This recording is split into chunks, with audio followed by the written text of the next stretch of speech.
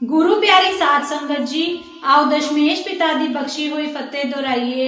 वाहिगुरु जी का खालसा, वाहिगुरु जी की फतेह। दशमेश पिता 10वें पातशाह धन धन श्री गुरु गोबिंद सिंह महाराज जी ने सिख पंथ दी खातिर, सिक्खी दी खातिर, साडे खातिर अपने चारे लाल चारे पुत्तर बड़ी दलेरी नाल हस के वार दिते, जंग विच भेज के शहीद करवा दिते ते सिख पंथ वल इशारा करके सिख पंथ नूं मान बख्शदिया होया उच्चारण कीता, इन पुत्रन के सीस पर वार दिए सुत चार, चार मुए तो क्या हुआ जीवत कई हजार।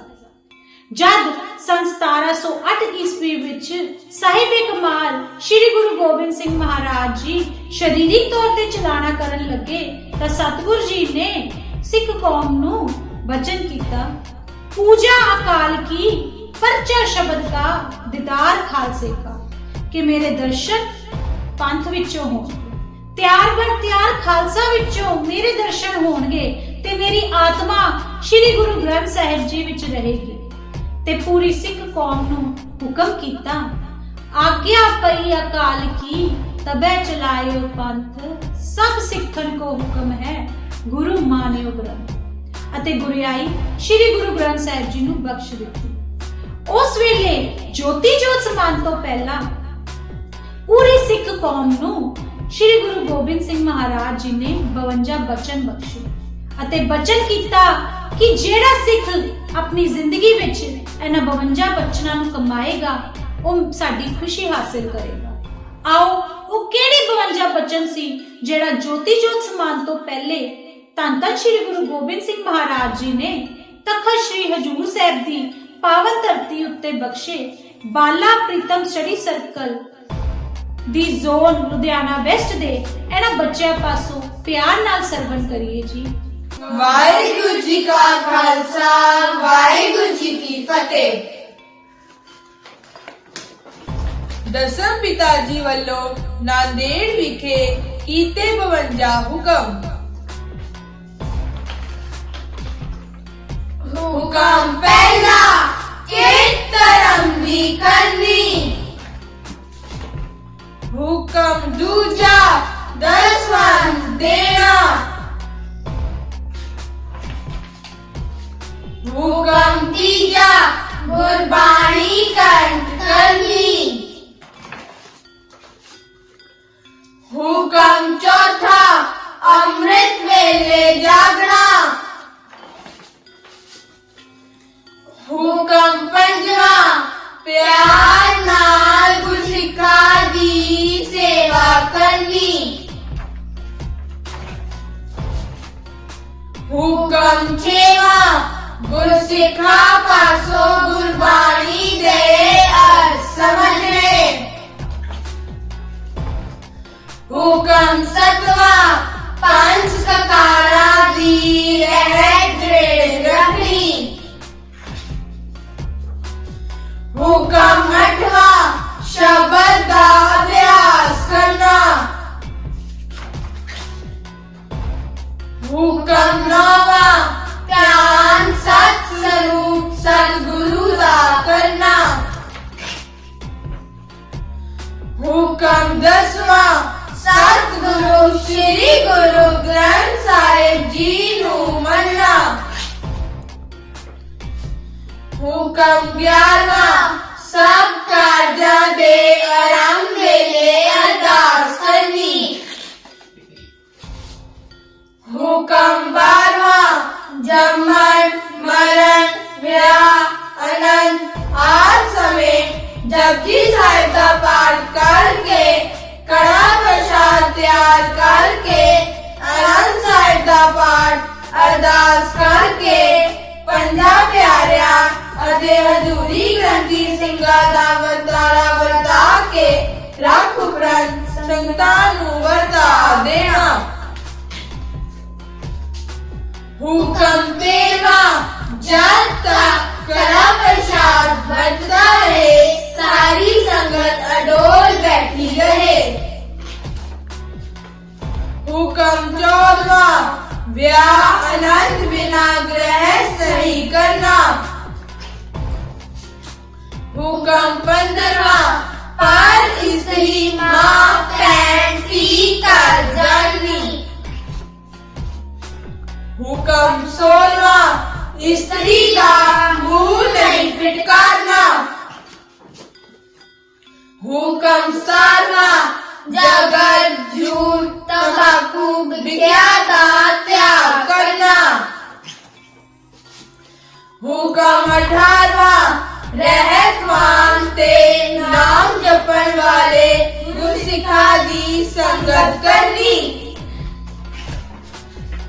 हुक्म 19वां जितने काम अपने करन दे होण ओना दे करन विच आलस नहीं करना।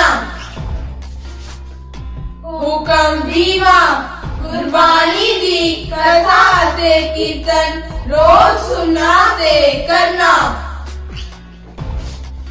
हुक्म 21वां किसे दी निंदा चुगली ते ईर्ष्या नहीं करनी।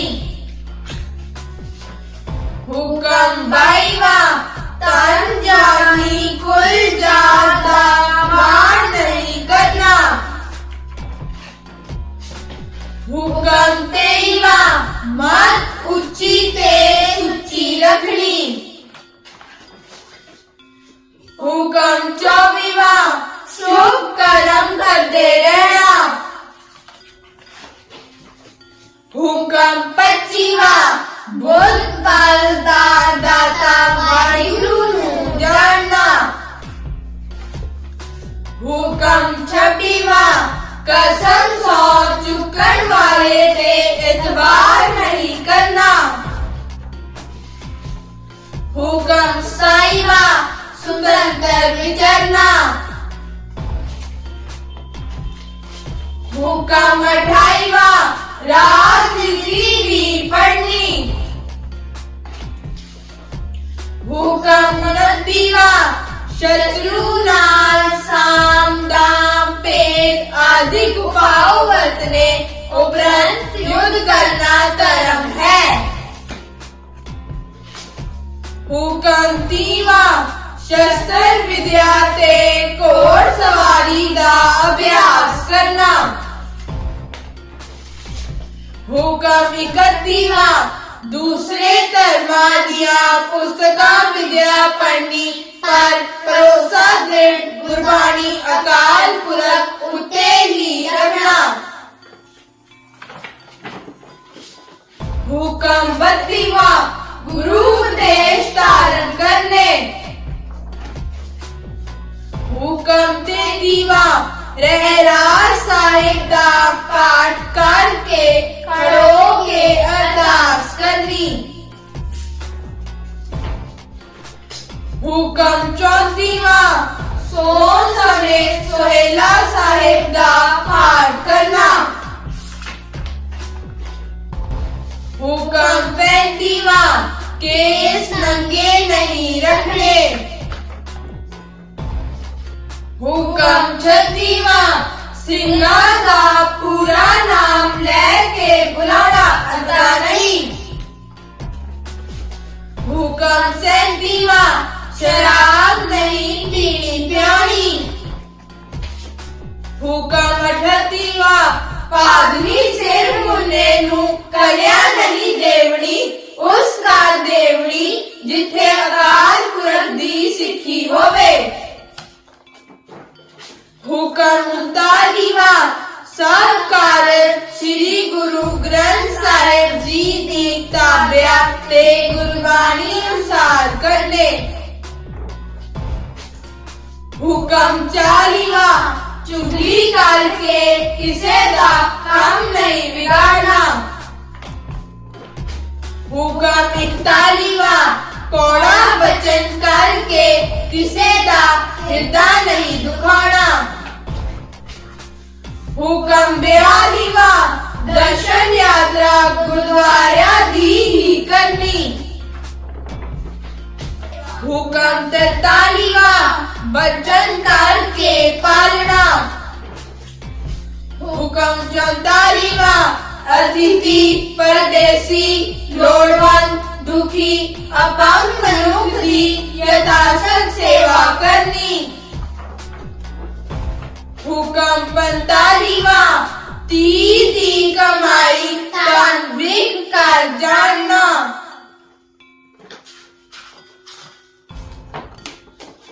हुक्म 46वां, दिखावे दे सिख नहीं बनना। हुक्म 47वां, सिखी के साथ स्वासा संग निभानी के सानू गुरु सम्मान जान अदब करना। हुक्म 48वां, चोरी यारी ठगी धोखा दगा नहीं करना। हुक्म 49वां, गुरसिख दा इतबार करना। हुक्म 50वां, झूठी गवाही नहीं देनी। हुक्म 51वां, झूठ नहीं कहना बोलना।